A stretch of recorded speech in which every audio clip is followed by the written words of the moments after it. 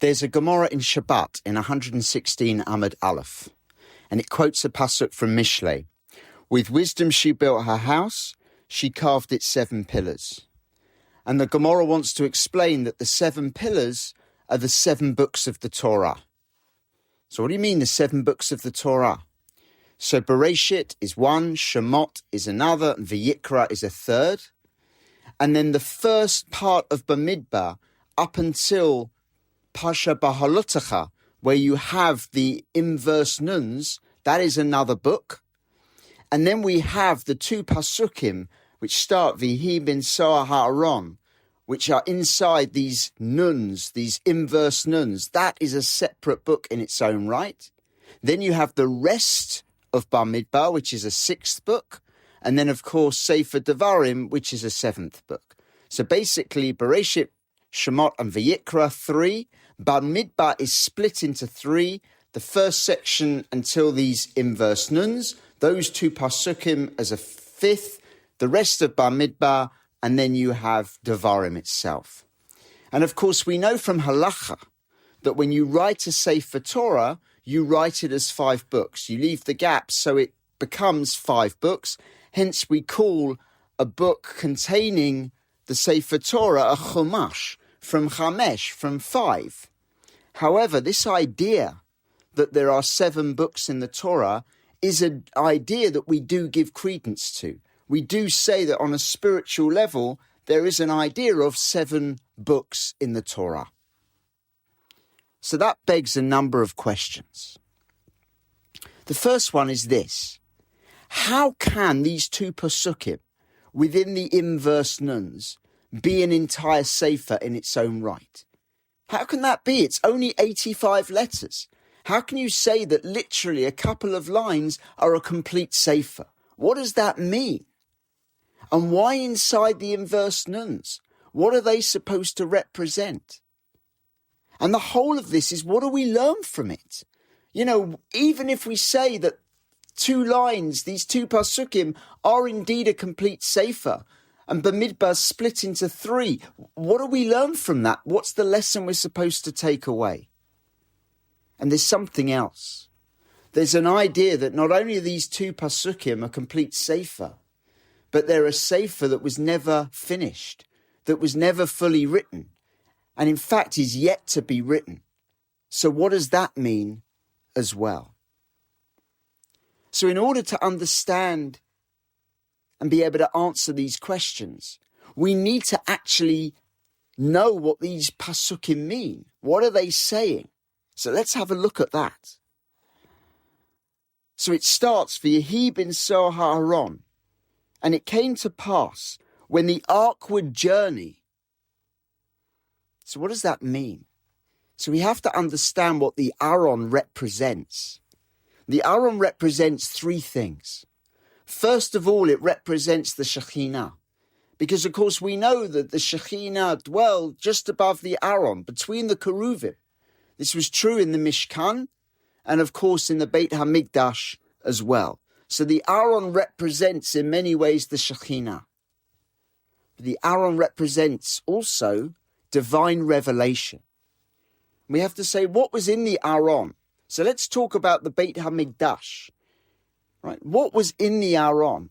So, of course, we had the first set of luchot that Moshe broke, and then the second set of luchot as well.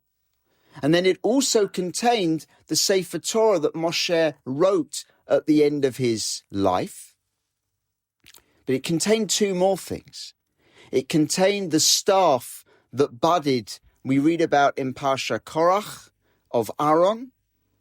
And it also contained a jar of man that in Parsha B'Shalach, Moshe had told Aaron to gather. And so we have this idea of the Aaron as divine revelation.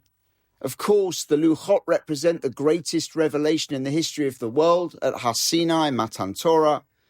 And then we have the Sefer Torah itself, a revelation from HaShem, written by HaShem. And then we have how HaShem manifested in this physical way with the budding of the Aaron's staff and, of course, the man with which he fed Bnei Yisrael in the Midbar for 40 years. So we have this idea of divine revelation. And then also the Aron represents the meeting of Shemayim and Aretz, because it contains the Torah. When we were given the Torah, Hashem descends onto Har Sinai and Moshe is told to ascend. And this is the meeting, as it were, in a metaphorical way of Shemayim and Aretz. And the Torah is given to us, and we can bring some of Shemayim into Aretz, some of heaven into earth by using the Torah and living Torah. And we can affect the spiritual world, the world of Shemayim, by living Torah as well. And so Torah is this connection between Shemayim and Aretz, and the Aron represents that. And of course, where was the Aron situated? In the Beit HaMikdash, in the Kodesh HaKodeshim, which was on the foundation stone of the world, the stone that was used to create the world. And of course, we say that that part of the world on Har HaBayit is the entrance. It's the connection point between Shemayim and Aretz. So the Aron represented that as well. So when it says, when the Aron would journey, what does it mean? It doesn't just mean the journey in the Midbar. It means the Jewish journey. It means this Jewish mission of being the Kohanim of the world, of taking the Shekhinah of the divine revelation into the world, of creating an awareness of Hashem in the world, of bringing holiness into the world, of bringing some of Shemayim into Aretz. That is the Jewish mission. That's the journey it's talking about. And then it says, V'yomer Moshe. So, when the ark would journey, Moshe would say, and then what does it say next? Kuma Hashem, rise Hashem. So what does it mean, rise Hashem? Does Moshe mean that Hashem should stand up? Of course not. It's not what it means at all. So what does it mean? So we live in a world today where evil seems powerful, right? You just think about the enemies that we're currently fighting of Hezbollah and Hamas and Iran, and they seem like very powerful enemies. We've been fighting them since October the 7th, of course, really since before October the 7th, but they seem so powerful. And then we have, on the far left of politics, anti-Semitism, anti-Torah values, and of course we have exactly the same on the far right of politics, anti-Semitism and anti-Torah values. And we've always lived in a world where evil seemed powerful. We've had enemies like Bavel and Persia and the Greeks and the Nazis. And of course, they've all fallen. But it seems very powerful, this evil. And we live in a world where confusion dominates. We struggle to distinguish between right and wrong. And of course, we see that with this mutual equivalence, where people want to compare terrorists that would destroy the world with the IDF and Israel, who are just defending their democracy. And then, of course, we have a world where people can't distinguish the biological differences between a man and a woman anymore.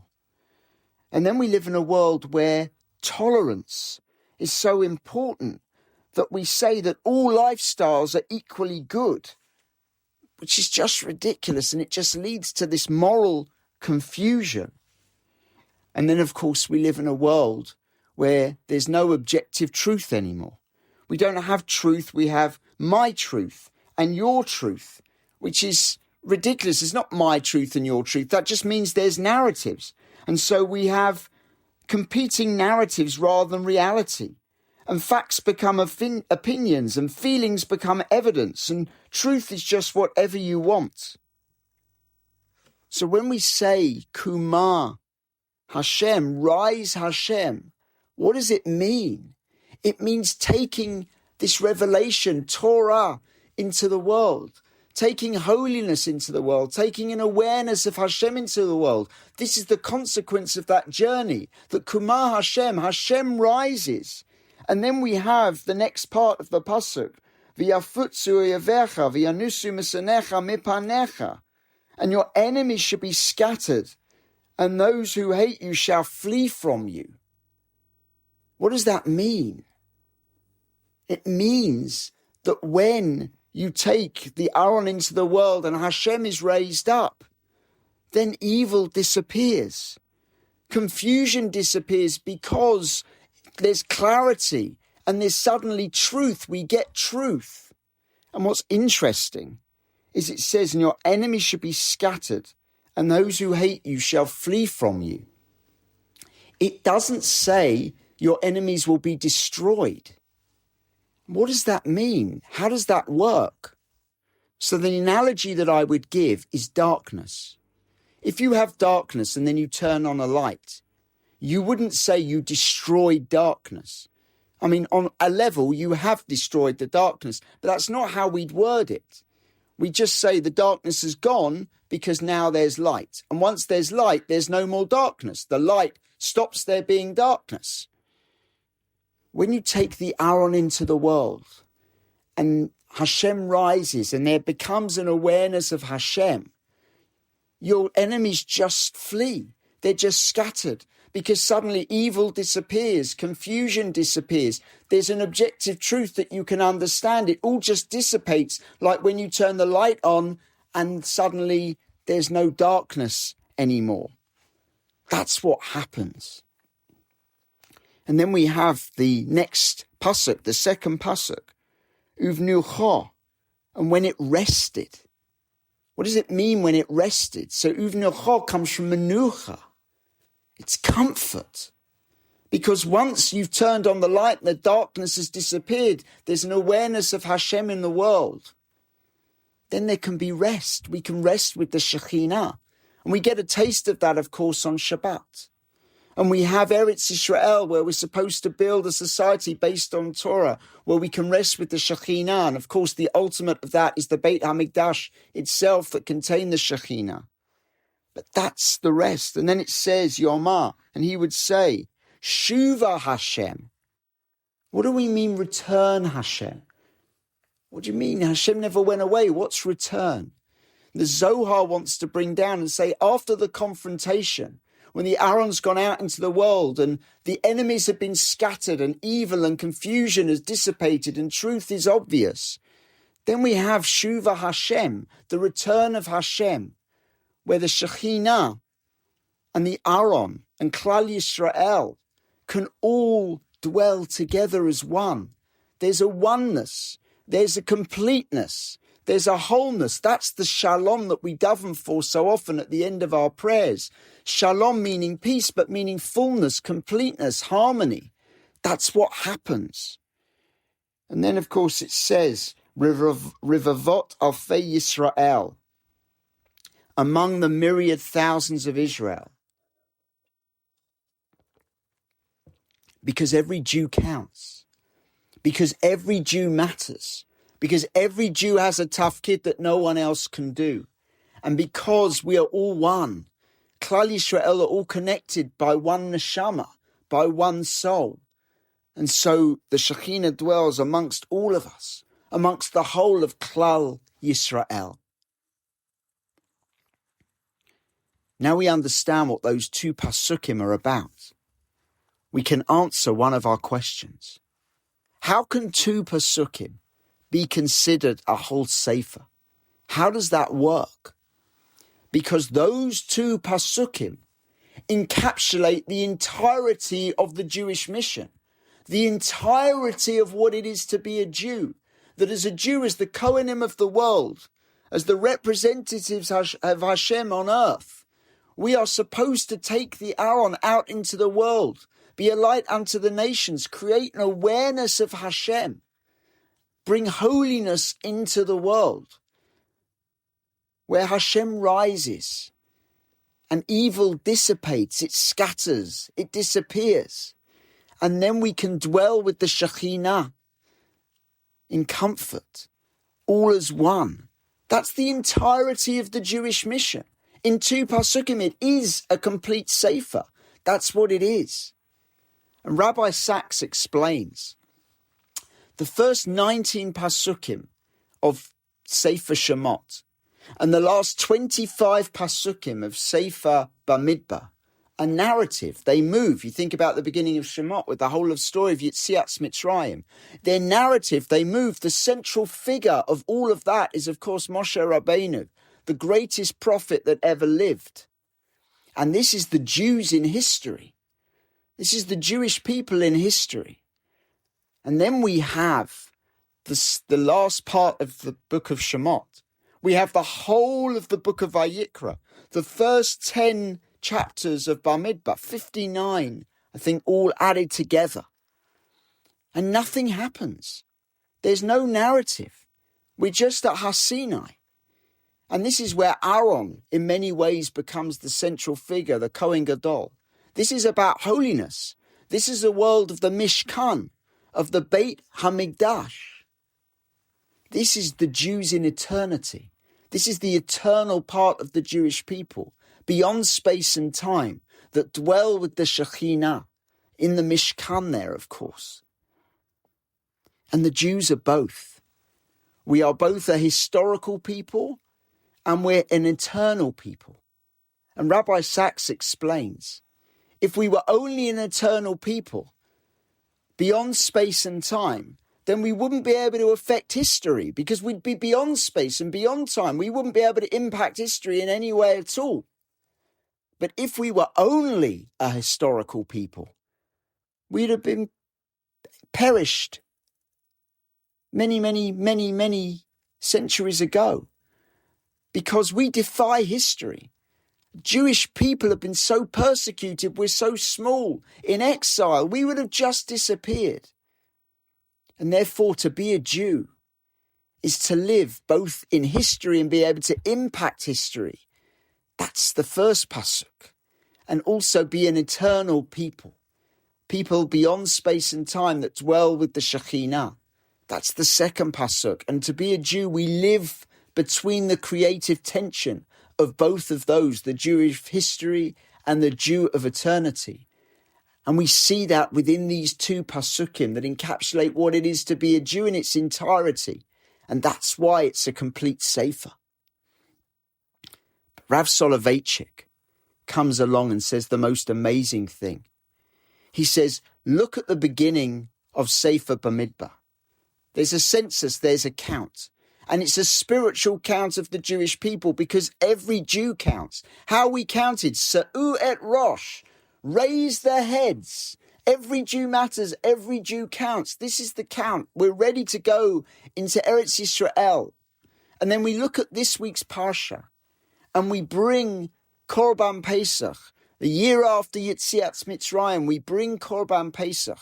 And of course, there's only two positive mitzvot that you can get carrots for, that you can get cut off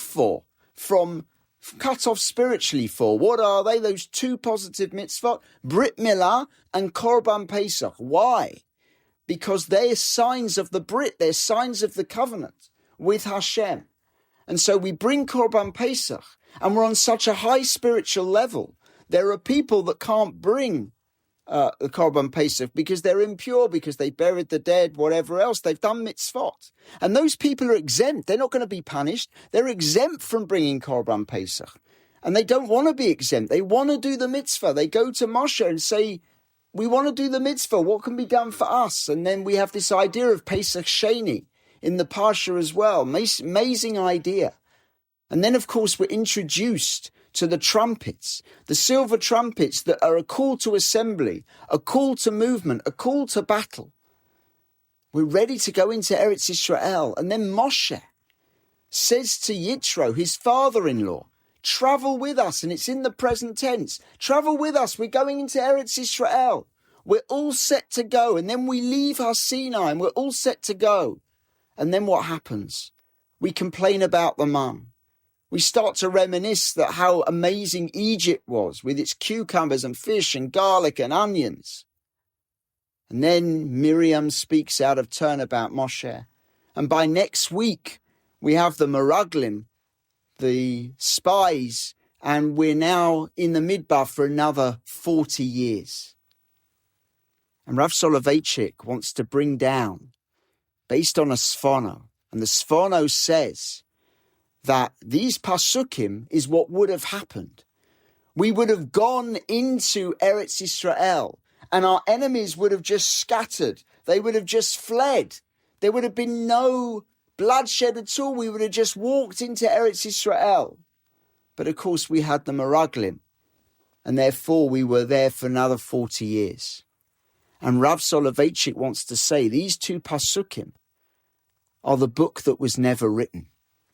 The first pasuk is the first pasuk of that book, and the second pasuk is the end pasuk of that book. And the middle bit was never written. It's what would have happened. And it's there between the inverted nuns to remind us of our destiny, to remind us of our mission, to remind us of what we have to do. And eventually that book will be written. Rabbi Shimon ben Gamliel in that Gemara in Shabbos in 116 Amud Aleph wants to say eventually those two pasukim will be moved to their rightful place in the Torah when that destiny is fulfilled, when they're brought to fruition. So then, of course, we have to ask ourselves, so what went wrong?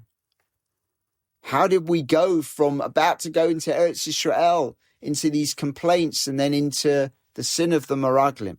What went wrong? And there's a pasuk says, as we journeyed, and they turned from the mountain of HaShem. And Tosfot, on that Gemara in Shabbos, 116 Amud Aleph, wants to bring down and say, Rav Haniniah says, it says we turned from the mountain, we turned from Sinai. We didn't just leave Sinai physically, we left it spiritually. We'd been given Torah, we'd been studying Torah for so long, and we didn't see it as a responsibility that was a privilege. We saw it as a responsibility that was a burden. And so Tosfot famously bring down in that we fled from our Sinai, children fleeing from school. Fleeing from school. The Ma'am La'ez, which was written in the 17th century in the Ottoman Empire on the Torah, wants to say that those nuns represent Na'aseh v'nishma. That was our greatest moment at HaSinai when we said Na'aseh v'nishma, we will do and then we will understand. And the way that we left HaSinai, we turned from the mountain of HaShem, was a reversal of Na'aseh v'nishma. That we fled, that we didn't want it anymore, didn't want that responsibility. But the problem is this: what makes the Jewish people special? What keeps the Jewish people as an eternal people and a people of history? It's Torah. It's our Brit with HaShem. That's what it is. That's who we are. That's our essence. That's the glue that keeps us together. Rav Kook says that behind all sin is the loss of self. And when someone says, I can't live with myself, that sort of colloquial saying, it's a real thing. Because the I, the essential I, who you really are, can't live with the self of who you've become. And so when the Jewish people turn from Sinai, they leave it behind, not the physical location, the spiritual idea. They flee as if they've fled school. We lose ourselves. And once we lose ourselves, it leads to all sorts of Aveirah. So then we complain about the man, and we reminisce wrongly about how wonderful Egypt was. And even Miriam says the wrong thing. And when we end up with the spies and 40 years in the Midbar. And the problem is that when we read Torah, we read it as historical. And it's not historical. It's for now. Torah is always for now. It's always relevant. So we read this story, the tragedy of it. And we say, well, of course, we're observant Jews, we're religious Jews, we keep Yiddishkeit. We're not turning from the mountain of HaShem. And I say, really? Really? So when we're in shul, and while Aleinu's being said, we're taking off our tefillin and our talesim because we've in such a rush to do what? That we can't get out of shul quick enough. That isn't turning from the mountain of HaShem. And when we keep Shabbos, but we're on seconds, because Has v'Shalom, we should keep one more moment of Shabbos than we have to. So, of course, we're there on seconds. As Motzei Shabbat, as Shabbat goes out, on the minute, we're turning on the lights and saying, Hamavda ben Kodesh L'chol, and getting on with everything that we got to get on with. What? Putting our phones on to catch up with our WhatsApp messages or whatever's so important, because we can't keep one more moment of Shabbos. That isn't turning from the mountain of HaShem. And even when we learn, and amazing that we make time for learning. But, if we've got 30 minutes or an hour in the day, it doesn't matter, whatever the time for learning is. As soon as it gets beyond that, right, I've done my learning, put the Gemara away, put it away, let's get on with everything. We have to make sure that we take the Aron with us, that we always journey with the Aron, we journey with the Torah, that's what keeps us going, that's what motivates us, and that we don't turn from the mountain of HaShem, even inadvertently, even by accident, because that is who we are, the Aron, the Torah, this divine revelation, this awareness of HaShem, this linking between Shemayim and Aretz, dwelling with the Shekhinah. That's who we are. The Maskil David, Rav David Pardo, he says that the reverse nuns, he takes from a Gemara in Brachot in 4 Amud Bet, and he says that David HaMelech, when he wrote Ashrei, we know it goes Aleph, Bet, Gimel, Daled, etc., left out the nun, because the nun is Nefila, the falling of Klal Yisrael, so he left it out. And so Rav David Pardo wants to say the reverse nuns are there because it was the falling of Klal Yisrael. But of course what's interesting is that's a proper nun for Nefila. What about a reverse nun? So reverse nun is the opposite. This isn't the fall, this is the ascent. And therefore there's also an idea that these reverse nuns are there because this is the opposite of a fall. This is the ascent. This is our destiny. This is our mission. And therefore, one day we will fulfill it. It will get done. We will complete the mission of the Jewish people. It's the rise again of the Jewish people. The Netivot Shalom, it's the Slomono Rebbe. He wants to say this isn't just on a national level, but on an individual level. Every Jew has a tafkid. Every Jew has to go out with the Aron and fulfill their part of the mission, spreading Torah, making an awareness of HaShem, keeping Torah in their way. And of course, it's challenging and it's hard. And then every individual gets to dwell with the Shekhinah as well. So how do we do it? Well, there's a couple of Gemaras that can inspire us. There's Sota, 35 Amud Aleph. And the Gemara in Sota, in 35 Amud Aleph, tells us that when they carried the Aron would carry them. The Aron was really heavy. When the Leviim were carrying the Aron, it was really heavy. And he says it was almost like a miracle. Although they were carrying the Aron, really the Aron was carrying them. And that's a message for us. The Aron carries us. Torah is the glue that sticks us together. It's our mission. It's our reason for being. But when we take Torah out into the world, when we live a life of Torah, when we dedicate ourselves to Torah, the Torah will carry us. It's challenging, it's not easy, but the Torah will always carry us. HaShem will be there, carrying us. And then we have the Gemara in Yoma, in 21 Amud Bet, that tells us the Aron shouldn't have been able to fit in the Kodesh HaKodeshim. The dimensions don't work. It shouldn't have fitted there. Of course it did. And why? Because it didn't take up any space. This was the miracle of the Kodesh HaKodeshim. It didn't take up any space. And that, of course, is why the Kohen Gadol could go in once a year on Yom Kippur, because on Yom Kippur, we became angels. We became malachim. And therefore, for one day, the Kohen Gadol could go into the Kodesh HaKodeshim, which was beyond space and time, and survive. But the rest of the time, a human being couldn't go in there and survive because it was beyond space and time. The Aron didn't take up any space. That's the eternity of the Jewish people. The Aron will carry us is the first pasuk. The idea that it's beyond space and time is the second pasuk. The Jewish people are beyond space and time. We're an eternal people. Therefore, we have this mission summed up in these 2 pasukim. B'ezrat HaShem, we can stick to this mission. We can live a life of Torah and be the Jews in history, taking Torah into the world and being a light unto the nations.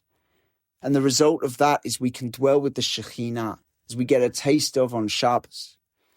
And that's the eternal part of the Jewish people, the second pasuk. Bezrat HaShem, we can write that sefer. As Rav Soloveitchik says, we can complete that sefer. And as Rabbi Shimon ben Gamliel says, it can get moved to its right place in the Torah. We will see the coming of Mashiach and the rebuilding of the Beit HaMikdash. B'mehera v'yameinu.